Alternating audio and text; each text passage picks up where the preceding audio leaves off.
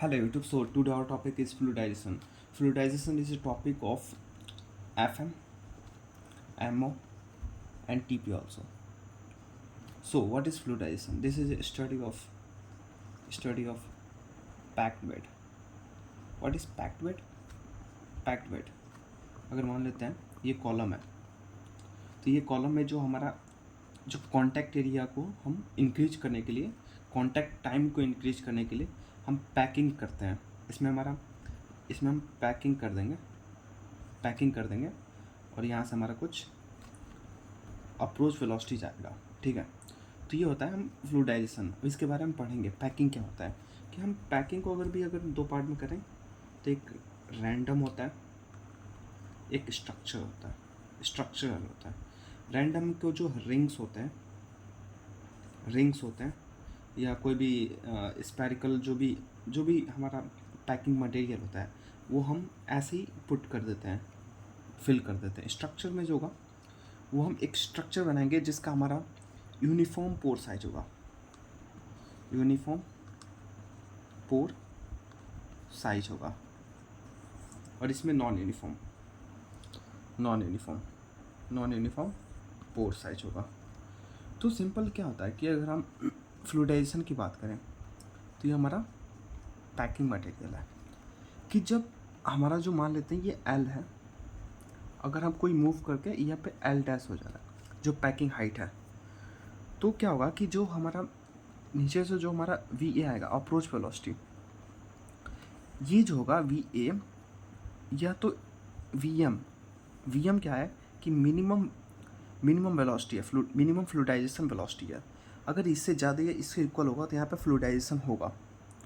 सो यहाँ पे क्या होगा कि एल डैश एल से ज़्यादा होगा, और जो एप्साइलन है एप्साइलन डैश एप्साइलन से ज़्यादा होगा। एप्साइलन जो होगा हमारा वाइड स्पेस होता है, वाइड स्पेस इंक्रीज करेगा। तो ये हमारा जो होता है हमारा ये फ्लूइडाइजेशन बेड होता है, ये एक्सपेंडेड बेड होता है। हम इसके बारे में पढ़ेंगे अभी कि पैक्ड बेड क्या होता है। मेनली पैक्ड बेड जो होते हैं वो तीन होते हैं, एक तो फिक्स होता है, एक तो मूविंग होता है, एक हमारा एक्सपेंडेड बेड होता है। तो इसको भी हम कैटेगराइज करते हैं। सो कि अगर हम बेड की बात करें, पैक्ड बेड कितने टाइप्स के होते हैं पैक्ड बेड, तो ये हमारा 3 पार्ट में होगा। यहाँ पे क्या होगा फिक्स बेड, यहाँ पे क्या होगा मूविंग बेड, यहाँ पे होगा एक्सपेंडेड बेड। तो फ्लूइडाइजेशन इसी में आता है, एक्सपेंडेड बेड या फ्लूइडाइज्ड बेड। इसमें क्या होता है कि जो हमारा वॉइड स्पेस है वो इंक्रीज करेगा, यानी कि एप्साइलन डैश जो होगा वो ज़्यादा होगा एप्साइलन से। एल डैश पैकिंग हाइट भी इंक्रीज करेगा। सो अगर हम यहाँ पे सिंपल बताएं तो ये कॉलम है, यहाँ पे जो पैकिंग हाइट है वो एल है। सो यहाँ पे पैकिंग हाइट एल है, तो हमारा वी ए जो अप्रोच वेलोसिटी जाएगा तो यहाँ पे एल डैश हो जाएगा, और यहाँ पे जो एप्साइलन था वो यहाँ पे एप्साइलन डैश हो जाएगा। ये कब होगा जब अप्रोच वेलोसिटी मिनिमम फ्लूइडाइजेशन वेलोसिटी से ज़्यादा या उससे बराबर होगा, या इसको बोलते हैं ऑनसेट या इनसेट टू फ्लूइडाइजेशन जो हमारा मिनिमम वेलोसिटी से जो मिनिमम फ्लूइडाइजेशन वेलोसिटी के इक्वल होगा या उससे ज़्यादा होगा।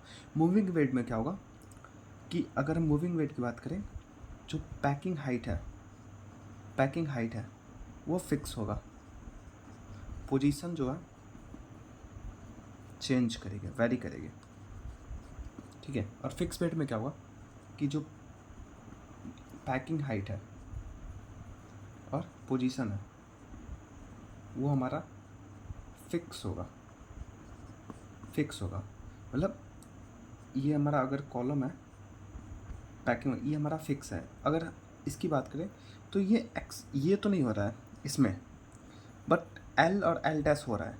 और जब इसमें बात करेंगे तो ये दोनों हमारा एक्शन हो रहा है, एक्सपेंड भी कर रहा है इसमें wide space wide space increase कर रहा है। तो यही होता है हमारा फ्लूइडाइजेशन। ये तो सिंपल बेसिक हो गया फ्लूइडाइजेशन का। हम नेक्स्ट वीडियो में पढ़ेंगे मिनिमम फ्लूइडाइजेशन वेलोसिटी क्या होती है, उसका हम फार्मूला पढ़ेंगे, और लैमिनार रिजिम और टर्बुलेंट रिजिम भी पढ़ेंगे। So thank you very much for watching this video. Please like and subscribe.